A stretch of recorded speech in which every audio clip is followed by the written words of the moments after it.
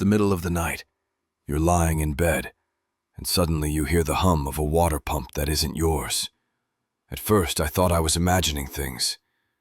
But when I pieced it together, I realized my neighbor was literally stealing water from me. And with one tiny move, just one flick of my wrist, I ended up destroying his pump, his tenants, his finances, and his entire life. You won't believe how it happened. If you've ever been underestimated, disrespected, or taken advantage of, you're going to love this story. Hit that like button. Subscribe if you crave that sweet feeling of justice. And let's dive into one of the most satisfying revenge stories you'll ever hear. I had just bought a house in the capital city. A fixer-upper, sure, but right in the heart of Asia's busiest hub. My friends had left it abandoned mid-renovation 3 years earlier, and I got it for a price that felt almost too good to be true. The only problem? A house left unguarded for years develops squatters. No gate, a padlock on the main door. That first day I pulled into the garage and froze. Someone's motorbike, parked in my garage. I moved it onto the street and had a gate installed the very same day. But later a man appeared, pounding at my gate, demanding his bike. He stood there, angry, pacing, muttering for 15 minutes before leaving. I didn't answer. I just watched through the window, dogs bristling at my side, thinking, this can't just be a one-off. What else has this neighborhood been hiding from me? What happens when he finds out the truth? That his neighbor isn't just entitled, but stealing from him every single day. My next-door neighbor was an older man, retired, sour-faced, bitter that my friends had sold me the house. He thought it should have stayed abandoned, his quiet corner untouched. But this man wasn't just grumpy. He was sneaky. One night while I was showering, I felt the water pressure dip. Annoying but not unusual. Then I heard it. The hum of his water pump kicking on through the wall. I waited. The moment his pump shut off, my water pressure returned. And that's when it hit me. This old man was stealing from me. But what do you do when you catch someone stealing something as invisible as water?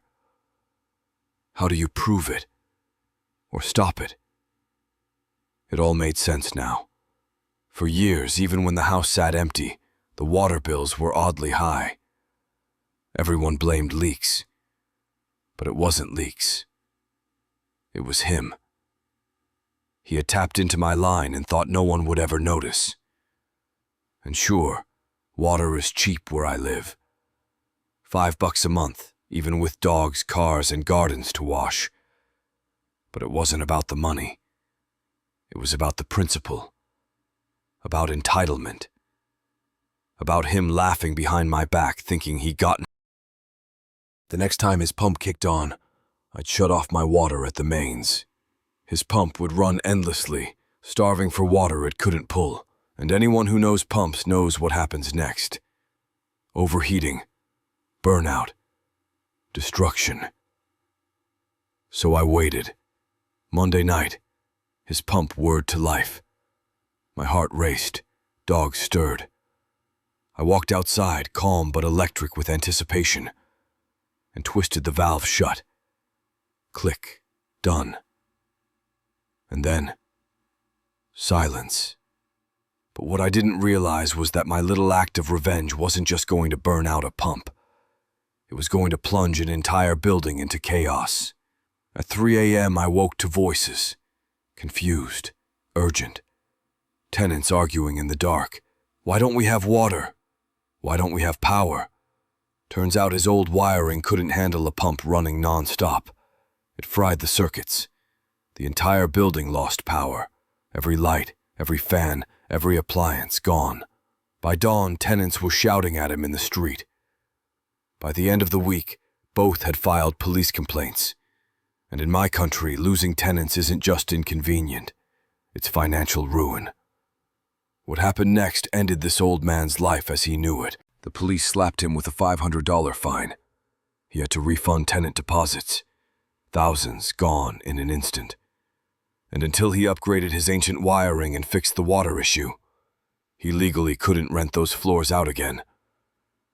Which meant no tenants, no income.